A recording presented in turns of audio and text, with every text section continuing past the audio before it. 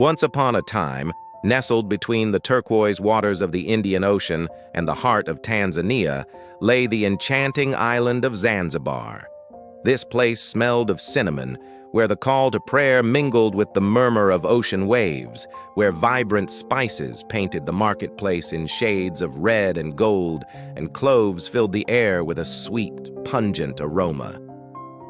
It was in this captivating setting that our story unfolds. Here lived a young woman named Amira, whose laughter was as radiant as the sun and as untamed as the ocean winds. Her laughter echoed through the narrow, winding streets of Stone Town, mingling with the playful chatter of the local Swahili birds. As the daughter of a well-respected fisherman, she knew the sea as intimately as the lines on her palm. With hair as dark as polished ebony and eyes that sparkled like the dewdrops on a spider's web, Amira was a sight to behold. Her spirit was as free and adventurous as the kites that danced in the skies above her childhood home. But life in Zanzibar was not just about sunshine and laughter. Monsoon seasons came with fierce intensity, turning the gentle ocean into a roaring beast. One such monsoon struck when Amira was a young woman, catching her family off guard. In the blink of an eye, their sturdy houses vanished beneath the waves and their livelihood. The fishing boats were tossed around like toys in the giant's bathtub. Amira found herself amidst the wreckage, clutching her mother's worn Koran close as if seeking solace in its pages. When the waters receded, revealing the extent of the damage, the townspeople gasped in unison. The once thriving community was now a scene of utter devastation. Homes were destroyed, belongings strewn about, and lives shattered. In the aftermath of the storm, a heavy silence descended upon the survivors. They stood amidst the debris, picking up pieces of their broken lives, trying to make sense of what had happened. Their faces, etched with worry and despair, mirrored the turbulent sea that had just ravaged their shores. It was a struggle not just to rebuild their homes, but also to mend the fractured pieces of their hearts.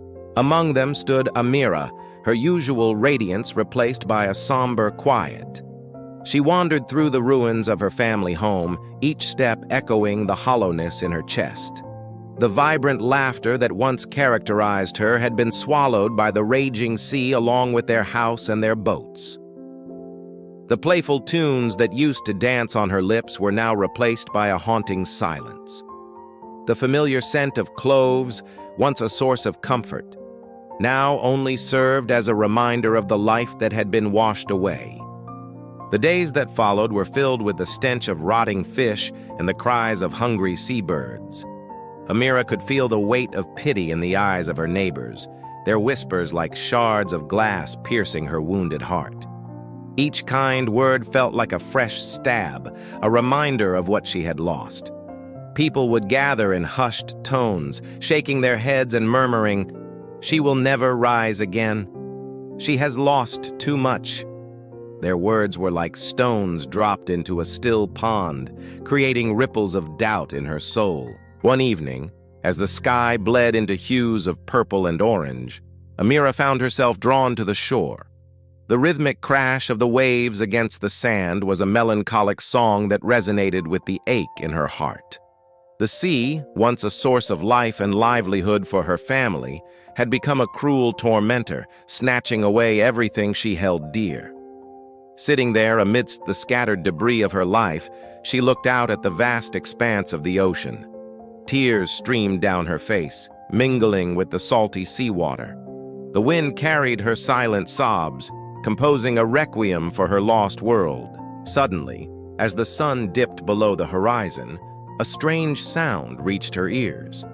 It was a voice, yet not a voice she knew. It seemed to emanate from the very essence of the sea, from the heart of the storm that had befallen her. The voice, though distant, was clear and strong, steady and calming amidst the chaos of her emotions. Startled yet desperate for solace, Amira turned her head towards the direction the sound seemed to come from. And there, amidst the crashing waves and the gathering darkness, she saw a light. It wasn't the light of a distant ship or a flickering candle, but something ethereal, otherworldly and strangely comforting. Drawn to it like a moth to a flame, Amira stumbled towards it. As she approached, the voice grew louder, resonating within her very being. "Child of the storm," it boomed, its tone deep and resonant like the rolling thunder. "Your spirit was not made to drown. Rise." The words hit her like a bolt of lightning, jolting her out of her despair. The voice continued, "You have endured the depths. Now it's time to reach for the surface. Build again, child of the storm, for the strength of the sea is nothing compared to the strength within you." With newfound determination, Amira wiped away her tears. She stood up, brushing the sand off her clothes. As she did, she noticed the tattered remains of a fishing net lying nearby. An idea sparked in her eyes. With trembling hands, she started to mend the torn pieces, weaving them back together. The voice guided her, teaching her the forgotten art of net making, sharing secrets of the sea and the patterns of the waves. By the time the first rays of dawn touched the horizon, Amira had created a small but sturdy net. Holding her creation close, she walked towards the marketplace. The familiar sights and sounds of the market seemed alien to Amira. The vibrant colors, the banter of the merchants, and the enticing aromas of spices all seemed muted to her. However, as she started to sing, her voice clear and strong, the melody echoed with the rhythm of the sea and the resilience of the human spirit. People stopped to listen, captivated by the haunting tune and the tale it seemed to tell. When Amira finished her song, a hush fell over the crowd. Then slowly, tentatively, they began to clap along, their movements gaining confidence with each beat. And then something magical happened. Amira's song and the rhythmic clapping attracted the attention of a wealthy spice merchant named Saeed. Known for his shrewd business acumen and even sharper tongue, Saeed found himself intrigued by the commotion. Drawn by the infectious melody and the hopeful lyrics, he made his way through the crowd to see Amira. He watched as she effortlessly sold her nets, her spirits lifting with each sale. "How are you doing this, Amira?" Said asked, surprised by her sudden success. Amira, without looking up from her work, replied, "I learned from the best, Syed. The sea itself taught me how to weave nets to catch the dreams of those who dare to hope." Intrigued and slightly intimidated by her response, Syed decided to test her further. "Very poetic," he said with a smirk. "But can your nets hold more than dreams? Can they catch fish?" That monsoon had taken everything from her. Her parents, her home, her sense of security. Yet amidst the ruins, she had found a purpose, a reason to keep going. She looked at Saeed, her eyes blazing with newfound determination. "Not just any fish, Saeed," she replied, her voice ringing with confidence, "but the biggest catch of them all, the one you failed to catch last season." Days turned into weeks, and Saeed's doubts about Amira's abilities grew. The other fishermen, skeptical of her skills, jeered and taunted her. "A fish catcher turned fisherwoman," they mocked. "We'll see how long your luck holds." However, on the day of the big catch, as the sun rose, painting the sky in hues of gold and crimson, Amira set out to sea. Despite the skeptical glances and hushed whispers following her, she rowed steadily, her gaze fixed on the horizon. Just as the mocking laughter of the townspeople reached her ears, a miracle unfolded before their very eyes.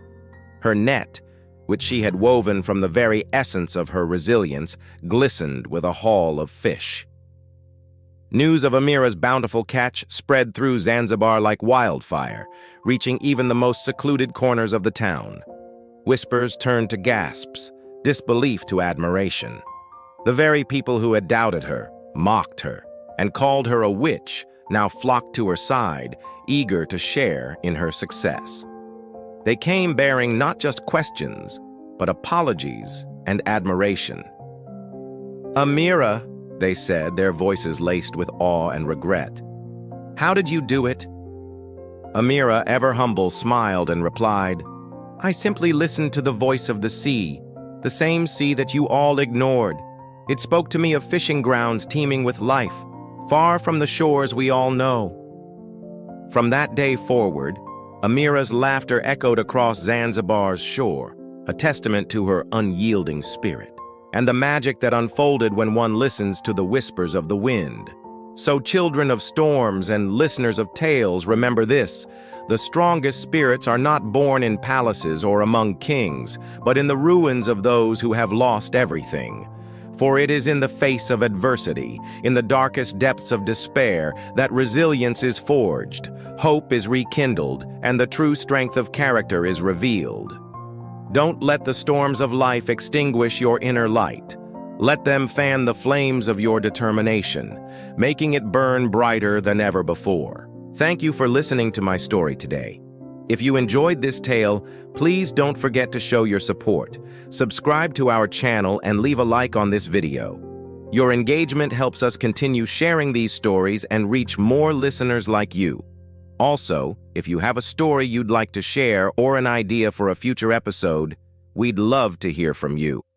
Drop us a comment below. Until next time, stay curious, keep listening, and remember, the most extraordinary stories often begin with the simplest whispers.